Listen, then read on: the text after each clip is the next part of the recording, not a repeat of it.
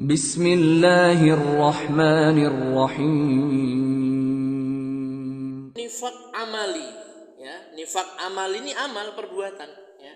Nah, ini tidak sampai membatalkan iman, ya. Kenapa? Karena dia hanya melakukan amalan orang-orang munafik, amalan saja, ya, dan masih menyisakan iman di dalam hatinya. Seperti apa? Berbohong, khianat, ingkar janji, menyalahi janji, ya. Itu amal, ya. Jadi nifak amali, ya. Sebagaimana sabda Nabi Shallallahu Alaihi Wasallam, ya, dalam hadis riwayat Bukhari dan Muslim, Nabi bersabda ada 4 sifat, ya. Jika kesemuanya ada di dalam diri seseorang, maka dia adalah seorang munafik yang tulen, munafik sejati. Kalau 4-4-nya ada pada dirinya. Barang siapa yang dirinya ada salah satu sifat itu, berarti dalam dirinya ada salah satu dari sifat kemunafikan sampai ia meninggalkannya, yaitu apabila dipercaya ia khianat, jika berbicara berbohong, berdusta, jika ia berjanji menyalahi, ya, menyelisihi janji, mengingkari, ya. Jika bertikai, bertengkar, dia berbicara kotor. Hadis riwayat Bukhari dan Muslim, ya. Inilah 4 sifat orang munafik, ya.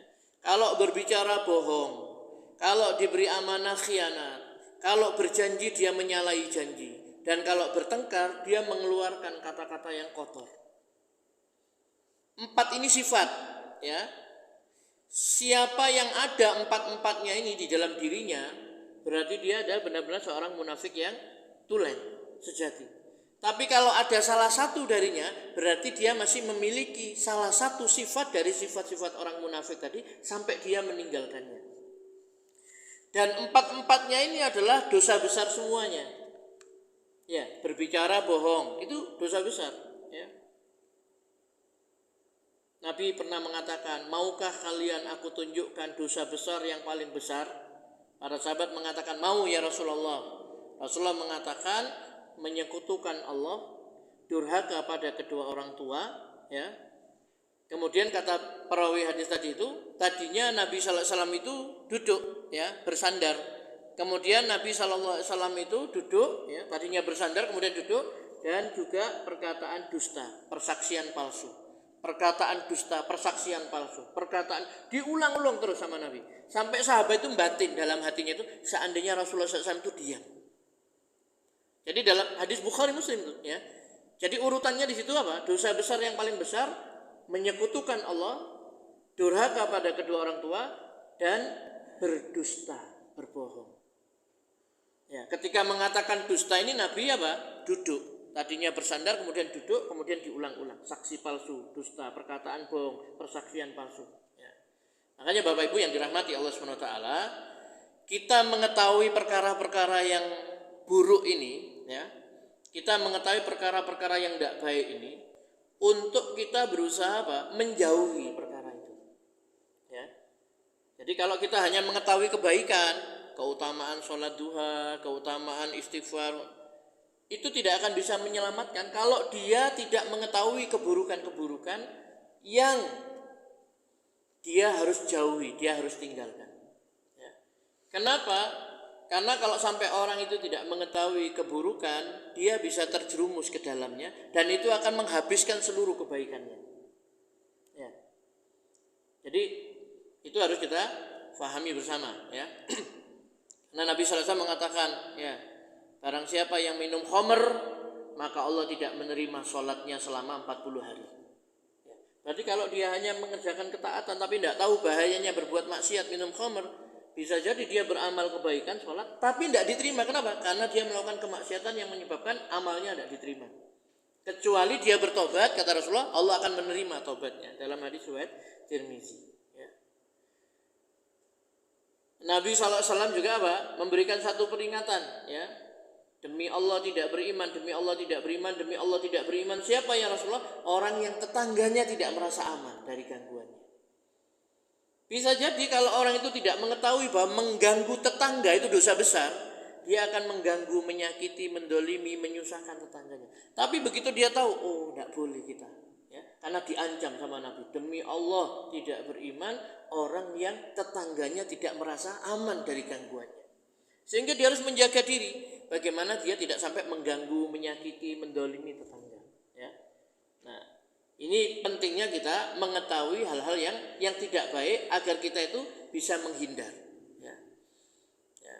Makanya dulu ada seorang sahabat, ya, yang menjadi orang kepercayaan Nabi SAW, namanya Huzaifah bin Yaman radhiyallahu an. Beliau mengatakan apa? Manusia semua bertanya tentang kebaikan kepada Nabi SAW, sedangkan saya menanyakan keburukan. Kenapa? Karena khawatir terjerumus ke dalam keburukan. Nah, maka kita harus mempelajari apa? Kebaikan-kebaikan untuk kita laksanakan. Kita juga harus mengenal kejelekan, keburukan untuk kita jauhi, ya, kita hindari. Bapak Ibu yang dirahmati Allah Subhanahu wa taala, jadi yang dalam riwayat Bukhari dan Muslim tadi ini 4 sifat, ya, yang apabila semuanya ada dalam diri seorang muslim, maka dia adalah seorang munafik yang tulen. Siapa di dalam dirinya ada salah satu sifat itu, berarti di dalam dirinya ada salah satu sifat dari kemunafikan, dari sifat kemunafikan sampai dia meninggalkannya. Yang pertama, kalau dipercaya dia khianat. Ya. Makanya kan ada ayat, hai orang-orang yang beriman, janganlah kamu mengkhianati Allah dan Rasulnya, dan jangan kamu mengkhianati amanah yang diberikan kepadamu sedangkan kamu mengetahui. Dan ini sepakat kita kalau dikhianati orang, senang enggak? Enggak senang, maka jangan mengkhianati orang. Ya. Yang kedua apa? Kalau berbicara dusta, bohong. Jenengan senang kalau dibohongi orang? Enggak senang kan? Jangan membohongi orang, ya. Karena dusta ini adalah perkataan apa? Perkataan dusta ini adalah merupakan apa? Sifat dari orang munafik. Kita harus meninggalkan, menjauhi. Kemudian yang ketiga, jika berjanji menyalahi, dia mengingkari janji. Saya sepakat jenengan kalau orang berjanji, ya, kemudian jenengan diselisihi, diingkari janji, mesti kecewa, sakit. Makanya jangan mengingkari janji kalau berjanji kepada seseorang. Ya. Harus ada pemberitahuan, maaf Pak, saya tidak bisa ke sana hari ini, kenapa? Hujan. Nah, karena yang sana sudah nunggu-nunggu mau pergi, karena kita berjanji saya mau ke sana, cuma kita tidak ke sana, tidak ada pemberitahuan. Nah, itu kan tidak nyaman, ya. Kemudian kalau bertikai, dia berkata kotor, ya. Nah, itulah sifat-sifat orang munafik. Maka kita harus jauhi sifat-sifat ini, ya. Fitrah, akal sehat manusia tidak suka dengan sifat-sifat ini.